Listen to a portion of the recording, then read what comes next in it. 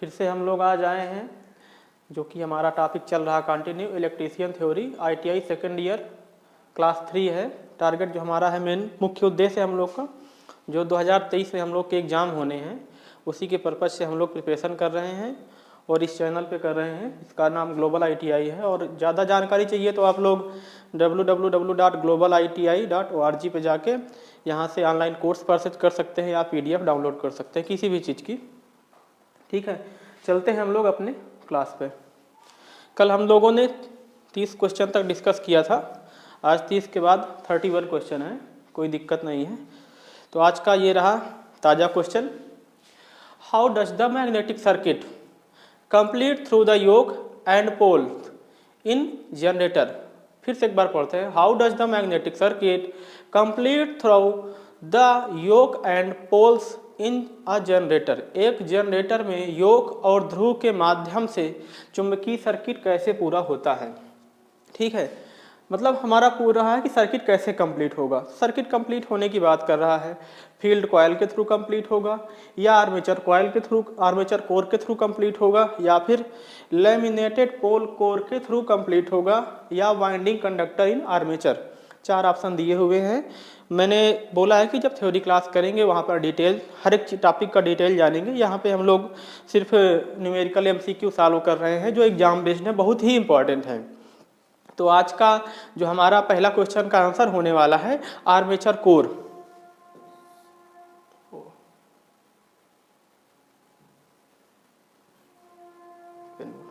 आज का जो हमारा आंसर होगा आर्मेचर कोर।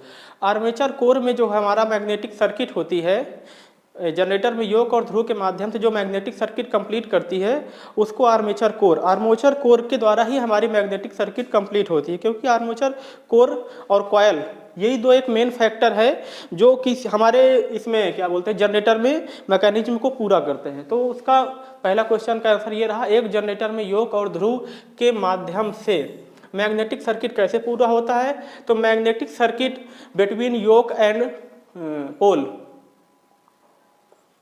मैग्नेटिक सर्किट जो दिया है किससे कंप्लीट होता है, तो ये आर्मेचर कोर के थ्रू कंप्लीट होता है। अब चलते हैं अगले क्वेश्चन की ओर। अगला क्वेश्चन हमारा कह रहा है, DC शंट जनरेटर में लोड बढ़ने पर टर्मिनल वोल्टेज कम क्यों हो जाता है। Why the terminal voltage decrease if load increase in DC shunt generator.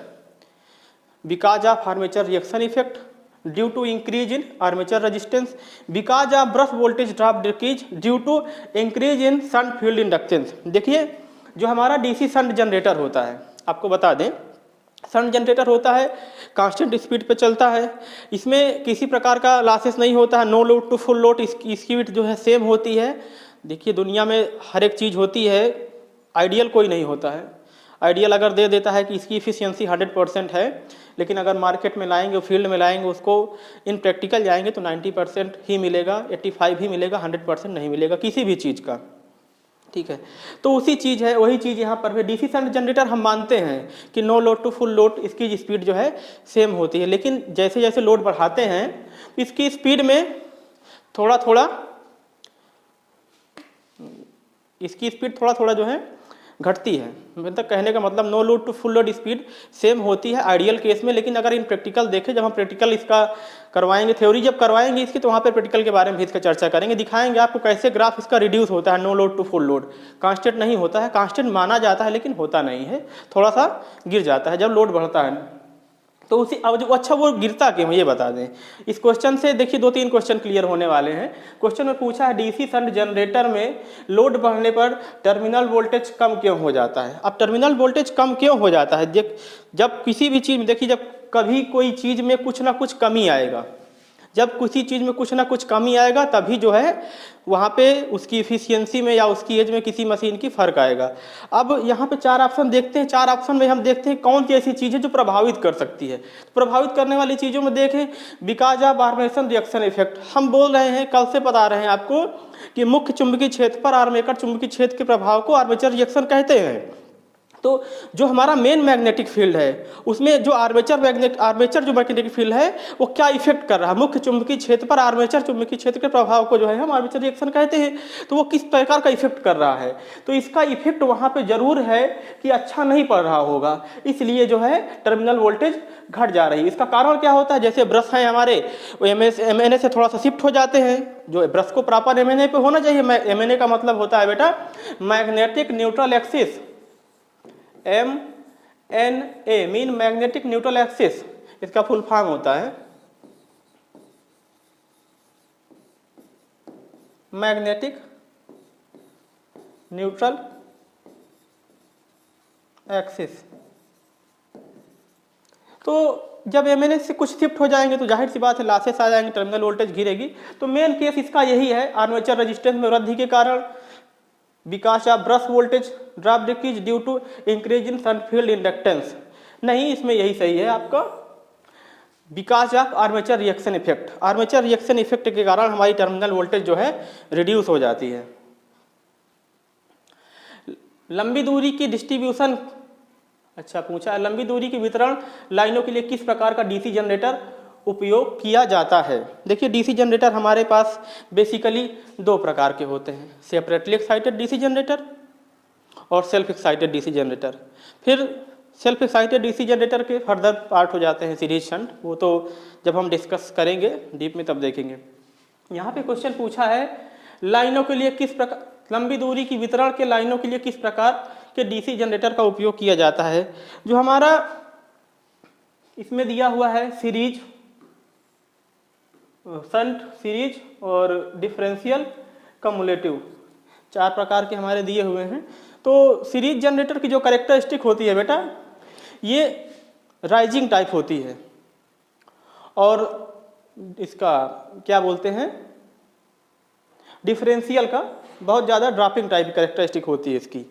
तो सीरीज जनरेटर में क्या होता है, इसको नो लोड पे नहीं चलाया जा सकता है, जब लोड हो लगा हो तभी चला सकते हैं सीरीज के केस में। और शंट इसमें क्या बोलते हैं, डिफरेंशियल में मोड ड्रॉपिंग टाइप होती है। तो इन दोनों अगर देखें हम सीरीज का और क्या बोलते हैं डिफरेंशियल का, दोनों का यूज नहीं कर सकते हैं, थोड़ी दिक्कत होती है। तो अब सीरीज और डिफरेंशियल के बीच में एक मैकेनिज्म बनाया गया जिसको कम्युलेटिव बोला गया। ना तो तुम्हारी बात हम मानेंगे ना हम तुम्हारी बात मानेंगे। कहने का मतलब किसी चीज़ के, जैसे आपने मार्केट में गया कि हमें स्वेटर लेना है, ठंड का दिन है इस समय, उसने बोला कि जो है 300 रुपये का मिलेगा, आपने बोला 250 का दे दो, तो दोनों में बात नहीं बन रही। तो बोला चलो ठीक है, ना आपका सही ना मेरा सही, 275 दे दो हमको, आप जो है सामान परचेस कर लो। तो वही चीज़ इसको जनरेट किया गया है, ना तो सीरीज का और ना ही डिफरेंशियल का क्या बोलते हैं, तो हाँ, ना सीरीज का ना उसका डिफरेंस, इनके बीच की एक ले ली गई कड़ी जिसको हम बोलते हैं कम्युलेटिव। तो इसमें जो है लंबी दूरी के वितरण के लिए, लंबी दूरी के वितरण लाइनों के लिए किस प्रकार के डीसी जनरेटर का उपयोग किया जाता है, तो इस क्वेश्चन का सही आंसर हो गया आपका कम्युलेटिव वाला। ठीक है, डिफरेंशियल इसलिए नहीं यूज कर सकते, इसकी कैरेक्टरिस्टिक होती बहुत ज़्यादा ड्रॉपिंग टाइप होती है, लॉसेस बहुत ज़्यादा होते हैं, इसलिए डिफरेंशियल का यूज नहीं करते हैं। और सीरीज का भी नहीं यूज कर सकते, बताया ना कि यहाँ पे जहाँ इतना इसकी जो है स्पीड इतनी ज़्यादा होती है, जब पहले मतलब नो लोड पे इसकी स्पीड बहुत ज़्यादा होती है, तो इसलिए जो है हम इसको यूज नहीं कर सकते। इनको दोनों के बीच की कड़ी को हमने जो है अपनाया कम्युलेटिव को, तो कम्युलेटिव को यूज कर सकते हैं। डिफरेंशियल का वेल्डिंग वगैरह में कभी कभी यूज कर सकते हैं, अभी अगर ऐसा कोई क्वेश्चन आएगा तो वहाँ पर हम डिस्कस करेंगे उसका। तो इस क्वेश्चन का आंसर जो राइट आंसर है आप लोग देख लीजिएगा, ये कम्युलेटिव कंपाउंड जनरेटर सही है। अब चलते हैं हम लोग अगले क्वेश्चन की ओर।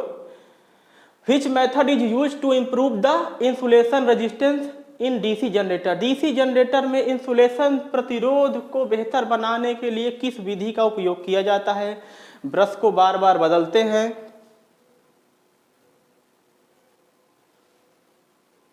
ब्रश को बार बार बदलते हैं, heating the machine by running periodically, समय समय पर मशीन को गर्म करना, कुछ कुछ सही है पर इतना सही नहीं है। Cleaning the commutator segment regularly, नियमित रूप से कम्यूटेटर सेगमेंट की सफाई करना, हाँ सही है।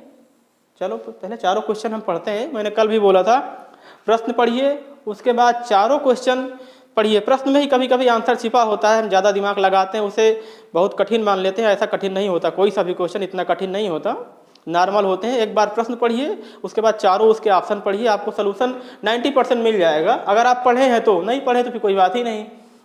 जनरेटर में इंसुलेशन प्रतिरोध को बेहतर बनाने के लिए किस विधि का उपयोग किया जाता है?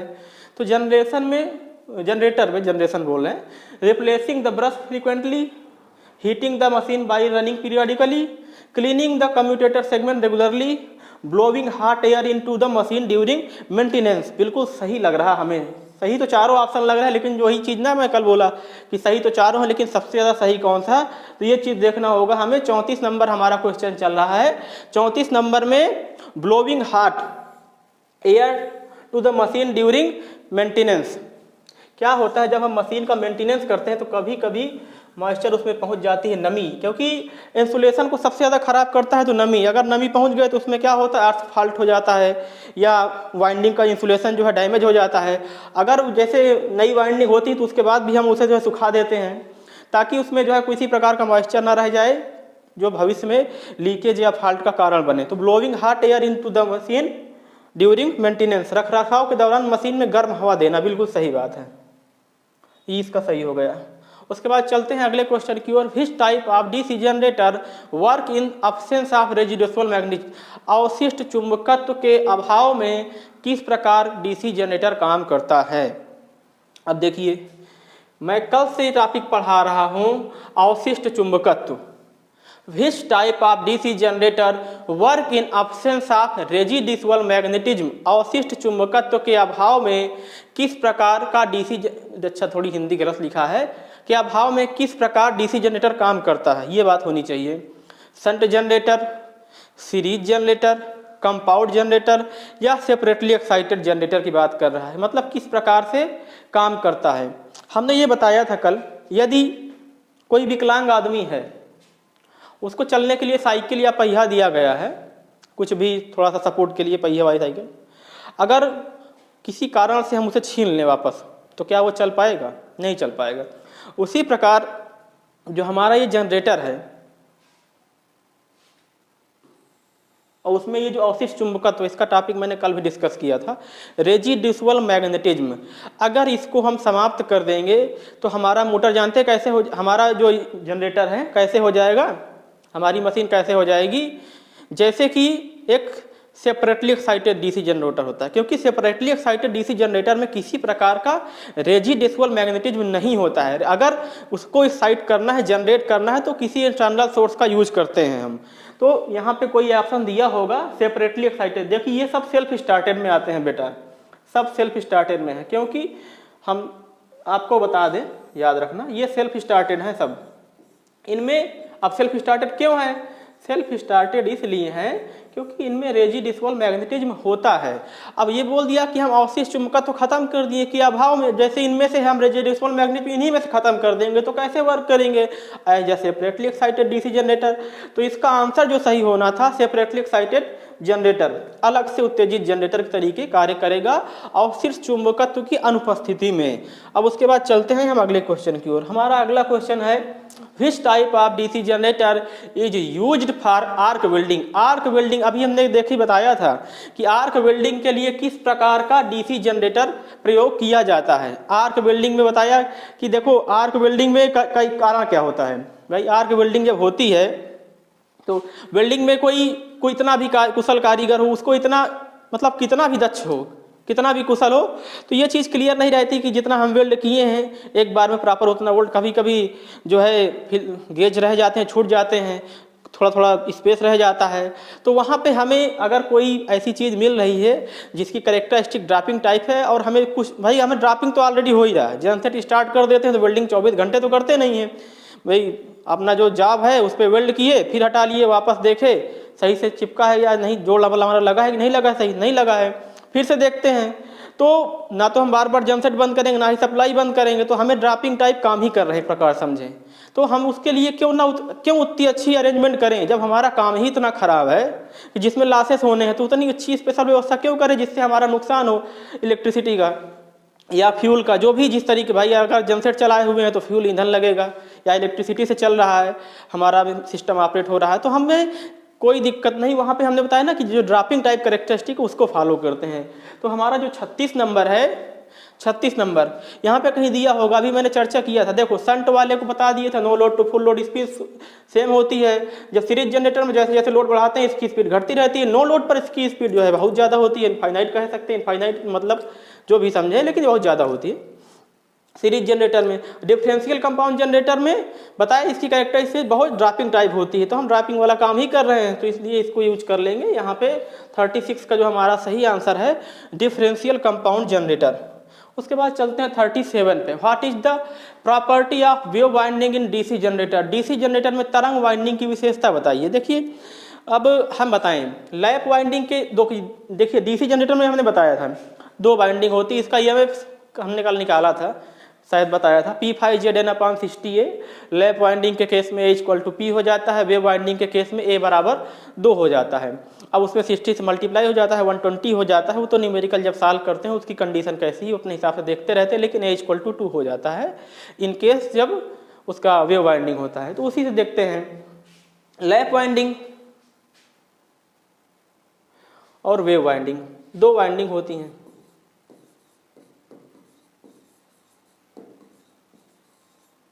वेव वाइंडिंग को ही बोला है तरंग वाइंडिंग, देखो ये लिखा हुआ है वेव वाइंडिंग।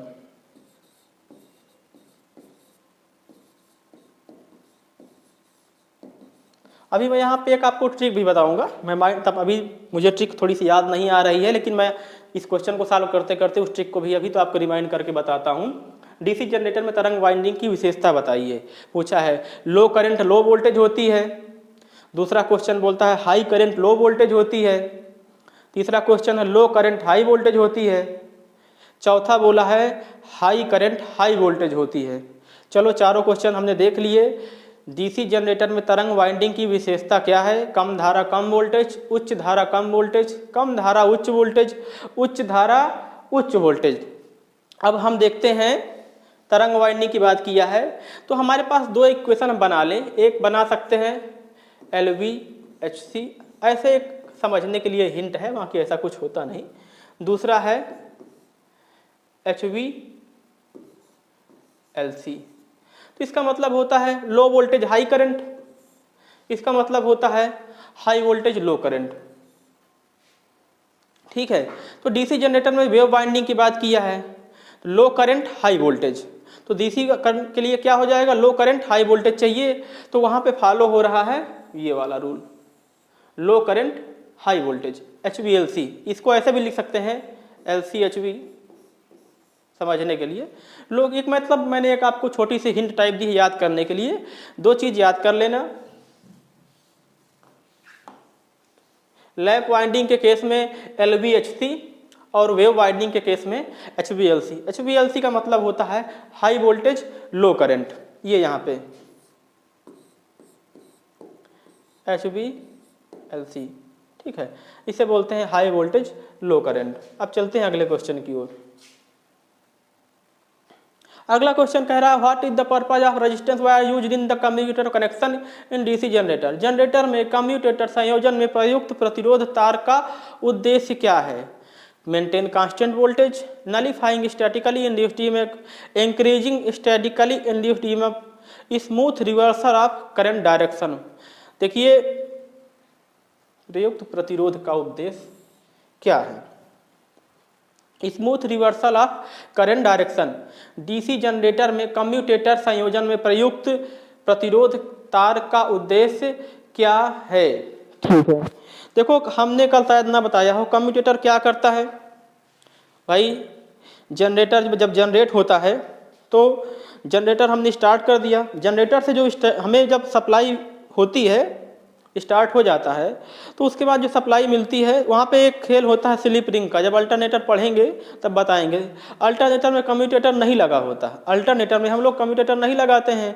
क्यों नहीं लगाते हैं? क्योंकि हमें अल्टरनेटर से एसी लेनी होती है, तो वहाँ पर स्लिप रिंग लग जाती है, क्योंकि अल्टरनेटर में और जनरेटर में कोई विशेष अंतर नहीं है।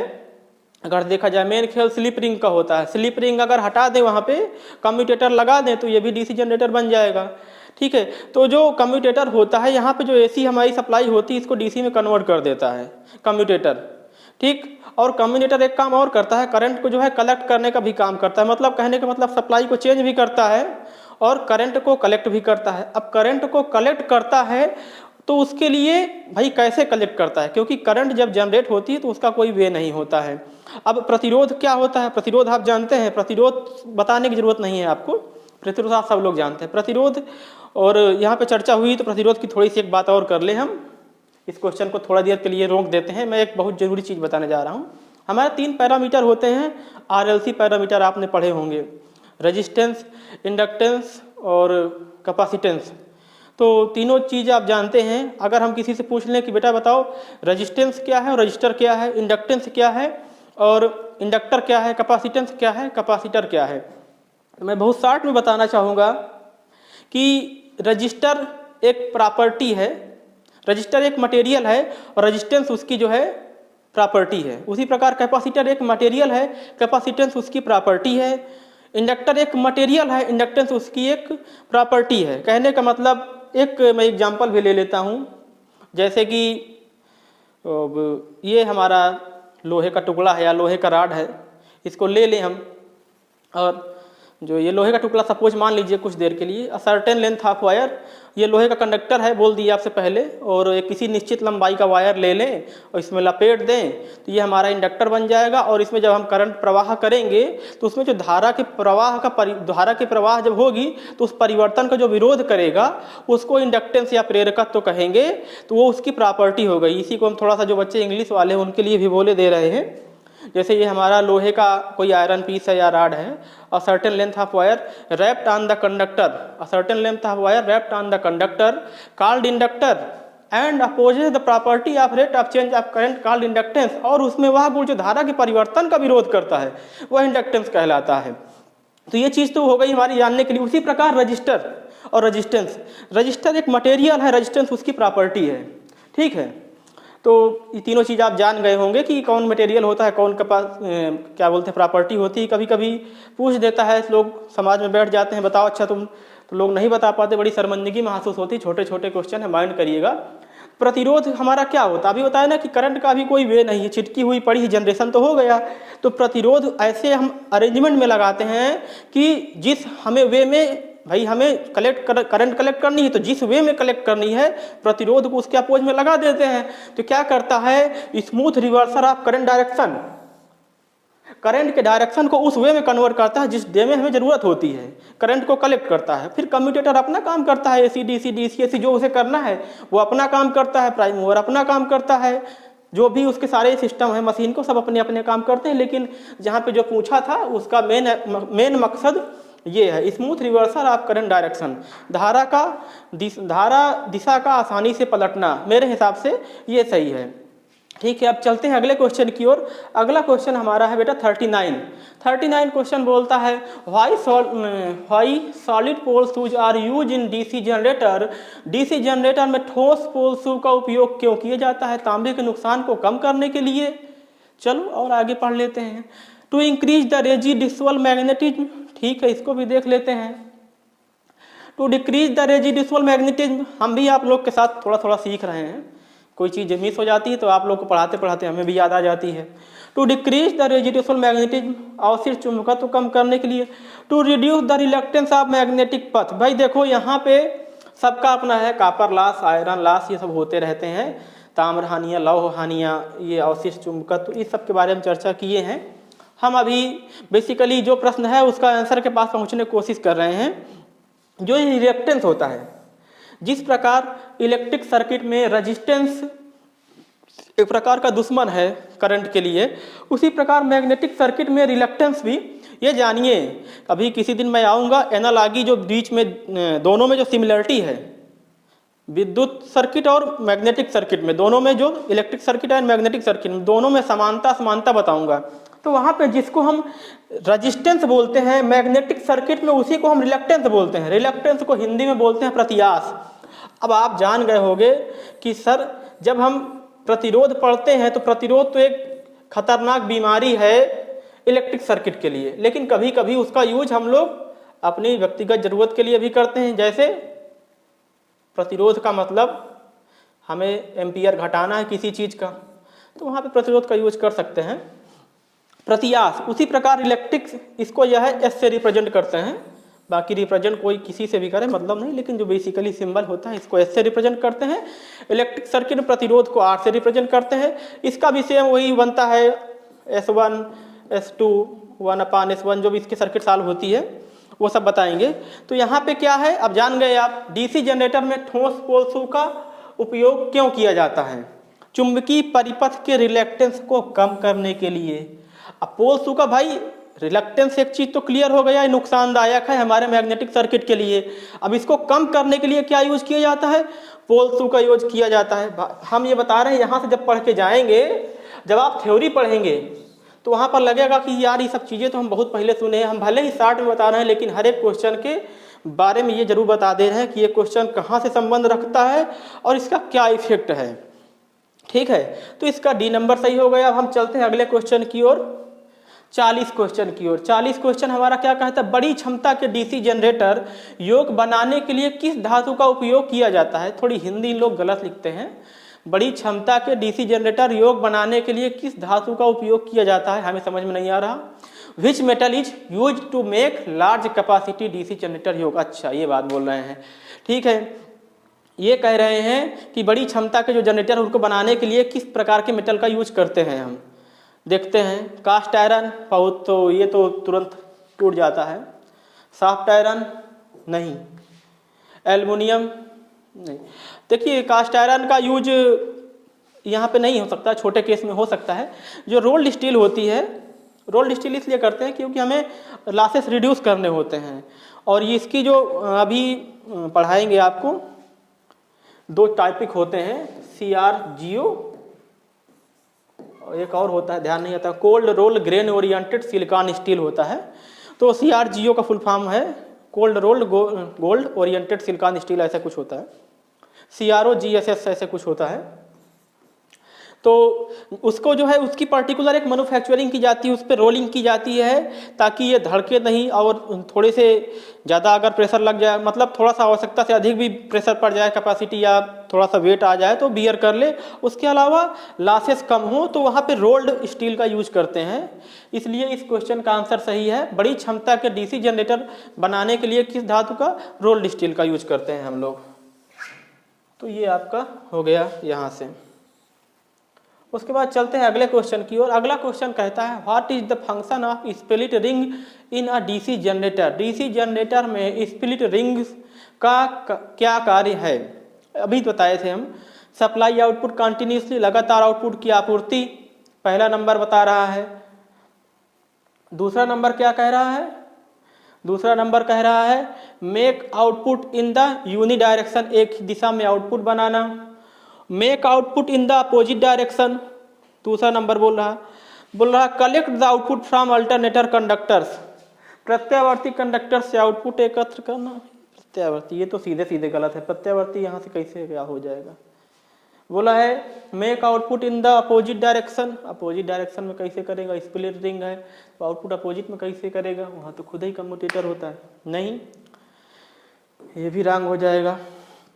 पूछा है make output in the uni direction, एक दिशा में, जिसकी बात हम बार बार कर रहे हैं कि ये सब खेल है भाई। हमें सप्लाई चाहिए तो हमें उससे पहले यूनिफॉर्म करना होगा, एक दिशा प्रवाह करना होगा। तो make output in the uni direction, एक ही दिशा में, कि यही सही होगा, इसका बी नंबर सही होगा। What is the function of split ring in DC generator, DC generator में स्प्लिट रिंग का क्या कार्य है, तो भैया यही कार्य है, make output in the uni direction. उसके बाद चलते हैं अगले क्वेश्चन की और। बहुत जानदार क्वेश्चन आ गया है आप लोगों के बीच, 1 करोड़ का क्वेश्चन है ये। केबीसी खेलते हैं ना आप लोग, आप जीत गए हैं 10 करोड़। विच type of voltage is induced dynamically in a DC generator, DC generator में किस प्रकार का वोल्टेज गतिशील रूप से प्रेरित होता है। पल्सेटिंग वोल्टेज, दोलनशील oscillating, pulsating, alternating, direct current voltage. भाई देखो यार, इस सब क्वेश्चन में सीधे सीधे ऐसे लॉजिक देखा करो, क्या बोला है, क्या पूछा है। ठीक है, पूछा है अल्टरनेटिंग वोल्टेज पूछा है, अब आपको घुमा के दे दिया यहाँ पे। विच type of voltage induced in dynamically in DC generator, DC generator यहाँ लिखा है तो आपके दिमाग में जाएगा डीसी कहाँ लिखा है, दिखाओ, डीसी ये लिखा है, बस इन्हीं सब चीज़ों को ध्यान देना है थोड़ा सा। पूछा है जब इंड्यूस्ड होगा डायनेमिकली, जब जिस समय इंड्यूस्ड होगा उस समय वहाँ पे किस प्रकार का ईएमएफ होगा, वोल्टेज होगा, वोल्टेज गतिशील रूप से प्रेरित होता है, उस समय कौन सा होगा। तो जब इंड्यूस्ड होता है उसके बाद वो जाता है कम्यूटेटर के पास बेटा, कम्यूटेटर फिर अपना खेल करता है, कम्यूटेटर उसे डीसी बनाता है। अभी डीसी नहीं आई है, अभी ये पूछा है इंड्यूस्ड होने की बात कर रहा है। बस यही सब चीज़ें आपको माइंड करनी है। तो आप कभी कभी ये मत सोचना कि सर बोलते हैं प्रश्न में यह आंसर छिपा होता है तो डीसी लिखा है डीसी लगा दो, ऐसा नहीं है। थोड़ी कभी कभी समझना भी जरूरी होता है, हर केस में नकल करना नहीं सही होता। तो यहाँ पे डीसी वाला ऑप्शन तो सीधे सीधे गलत हो गया। ये कब होगा, जब कम्यूटेटर लग जाएगा उसके बाद का खेल है। ठीक है, तो 42 नंबर आपका क्या बोलता है, अल्टरनेटिंग वोल्टेज। अब यहाँ पे अब अल्टरनेटिंग वोल्टेज है, अब इसके बाद इसकी मुलाकात हो गई किससे, कम्यूटेटर से।